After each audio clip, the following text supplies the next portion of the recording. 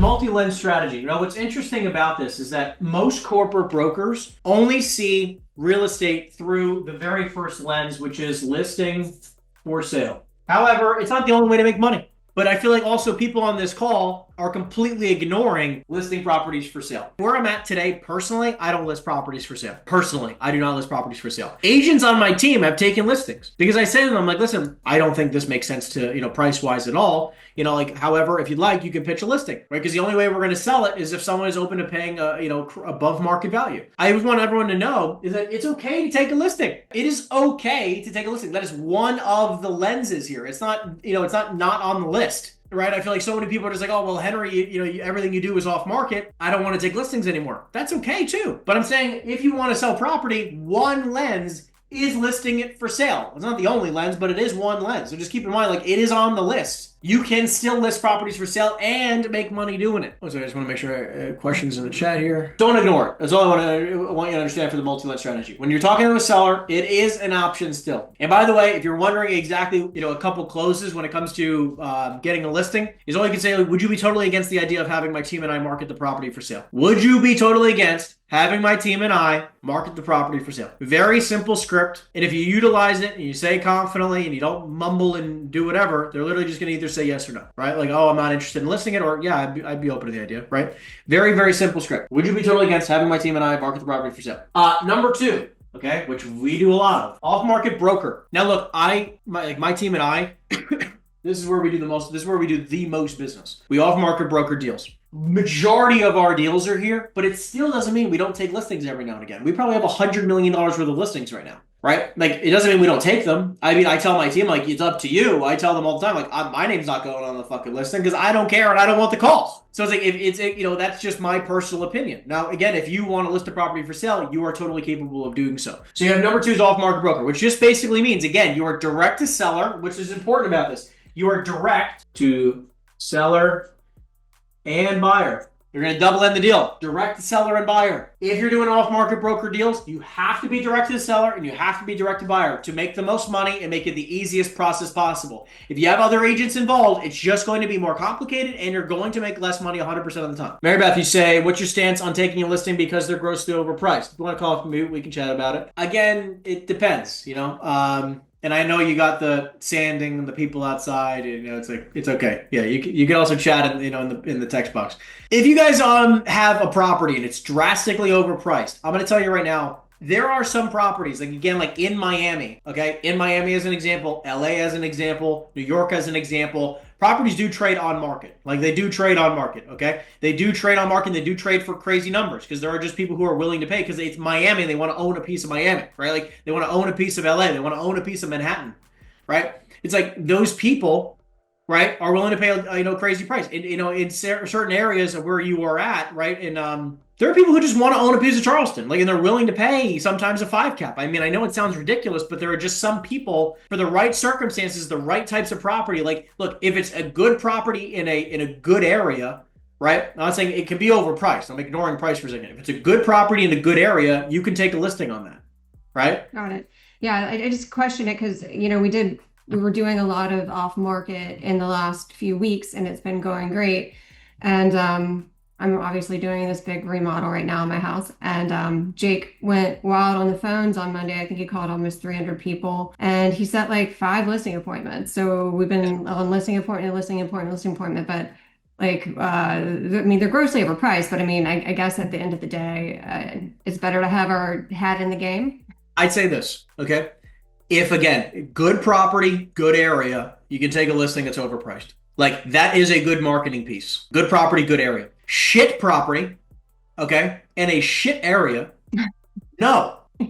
It's just not, a gross, and by the way, and if they're both, let's just say, the same percentage of overpriced, good property, good area, take the listing. Shit property, shit area, don't take it. Like, it doesn't help you to have it. And also, again, like, look, I know that obviously, you're financially in a good place where, like, you could take a listing and blow $500 to $1,500 or $500 to $2,000 based on marketing and signage and all the other stuff that you could be doing. Some people can't afford that, right? So it's like, there are people where, like, in your position to take an extra listing, good area, good property, little overpriced, I'm not horribly against the idea. Okay. Just because I spent a lot of time here and this is where I make a majority of my money, I'll take a listing if it's a good area. Sure, why not? Like, like That's good. No, I'm glad you said it because it kind of felt like we were veering away from the plan.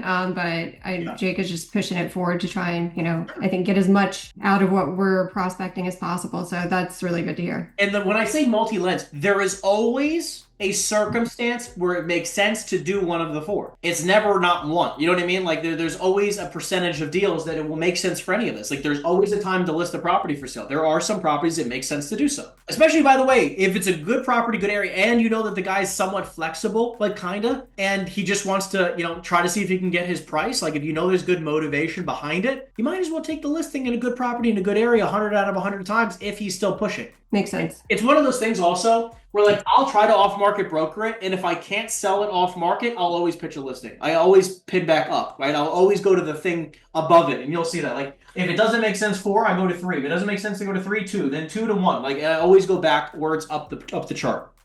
Okay. All right. Thanks a lot. Yeah, you got it. Next is wholesaling. Wholesaling. Now, wholesaling is also one of those circumstances for all of you guys. I want you to understand.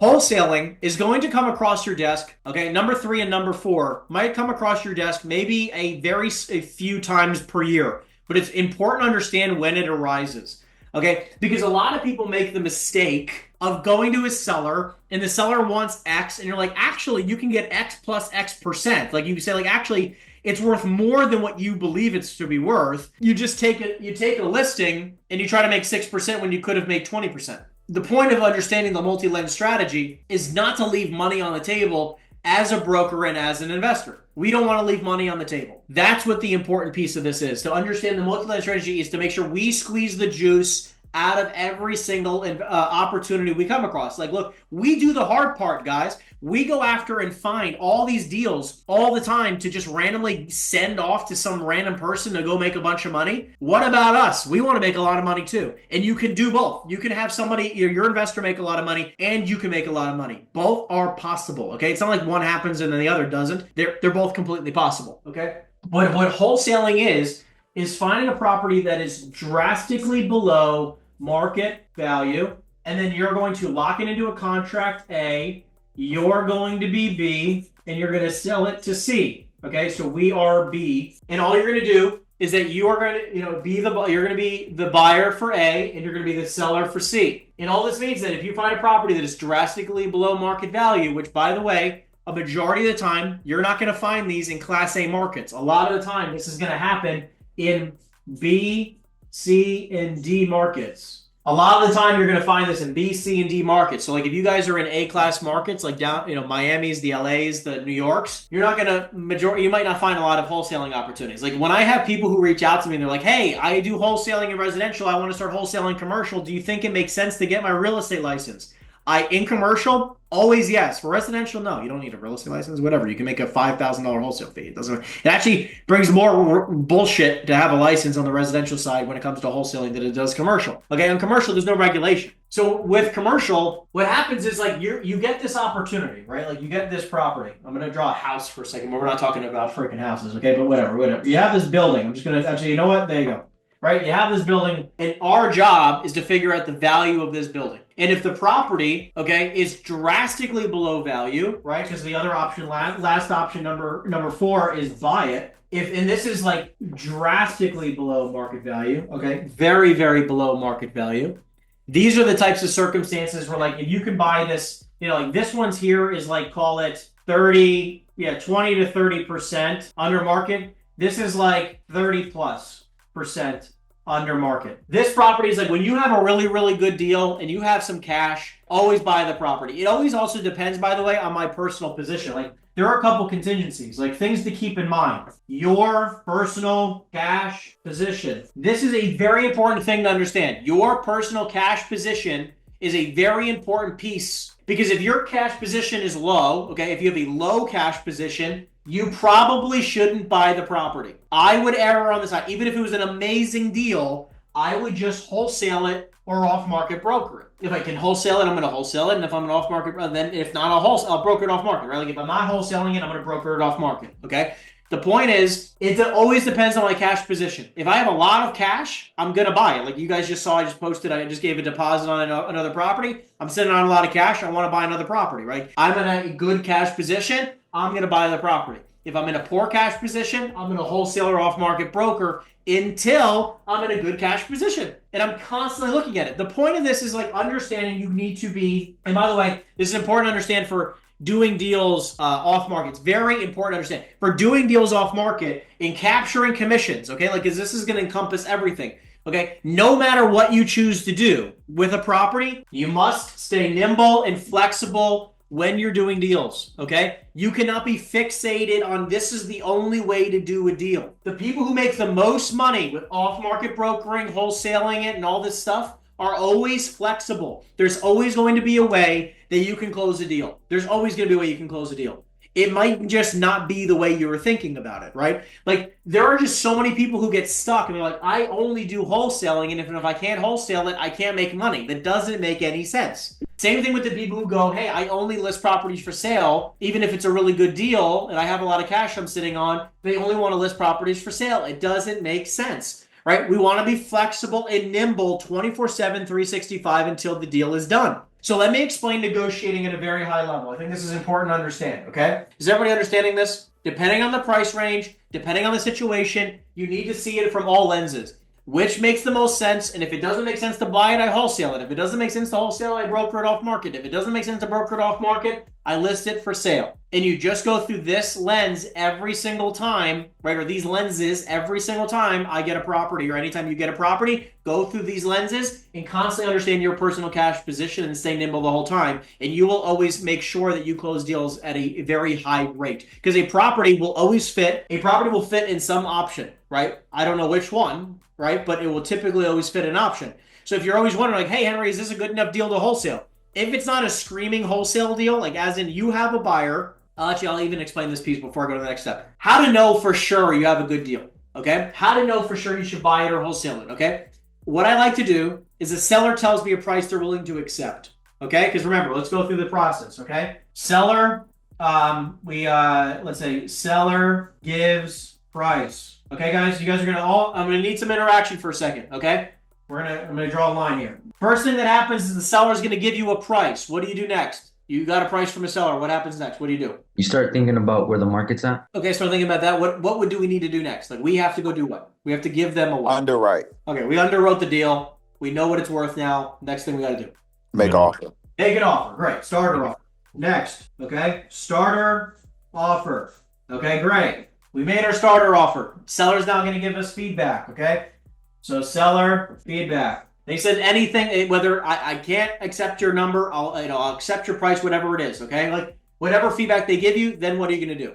Get buyer feedback. Great. We're going to go pitch it out, okay? We pitch it out, right? Seller gives us a price. We always submit a starter offer. We get feedback from the seller. Then we pitch out the deal, okay? Now that we've pitched out the deal, what is typically going to happen? We are going to get what from these people?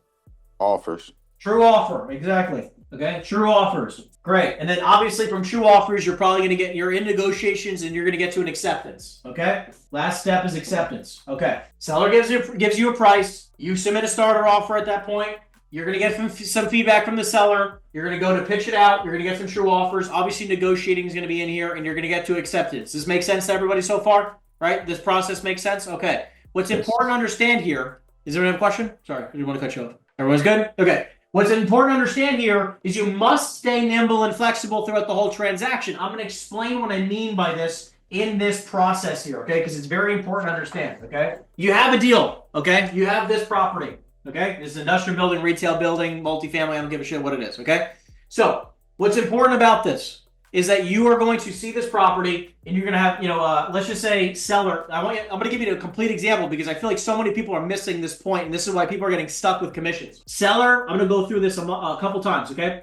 Seller wants $5 million. We're going to go to a starter offer. We're going to starter offer. Let's just say we say $3 million. We go to $3 million.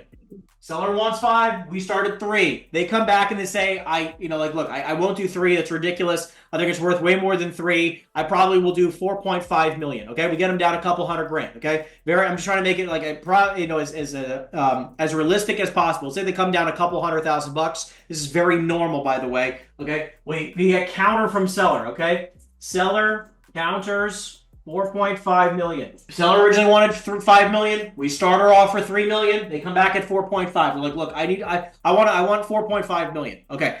Now what's going to happen is that we're going to start now back over here. Now you're going to pitch out the deal at 4.5 million plus compensation. What do you think we should pitch this deal out at? 5% commission, or if you're wholesaling it, your wholesale fee. Okay, well, I'm just saying, again, this is just to kind of give us some reference. So I'm going to show you, what would you pitch this out at? Let's just say that, we think it's worth probably somewhere between $4 and $5 million. If it's worth up to 5, then pitch it at 5. Okay, great. Awesome. I agree with you. Pitch it at 5 million. All right. So plus compensation, we're going to pitch it out at 5 million. So we have this value. Now we pitched out at 5 million. Now we're going to get some true offers. Our true offers keep coming in at anywhere between, we got a 4 million, a 4.2 million, a 4.5 million, and a 4.7 million. These are all the offers we just got. What do we need to do now? We just got all these true offers. Get it in writing and submit something to the seller, like an LOI. Okay, so what's interesting here is that I think this is a mistake. Do not immediately. I want them to write it up. That is 100% true, Kevin. 100% get every single person to put it in writing. I don't present any offers until anything's in writing. But what I want to do is verbally present it first. Now, this is the important piece. Okay, what price? You have all these offers. What do you tell the seller? Lower ones? Yes, very important. I don't tell them I have 4.7. I don't say that because you can't price anchor this high.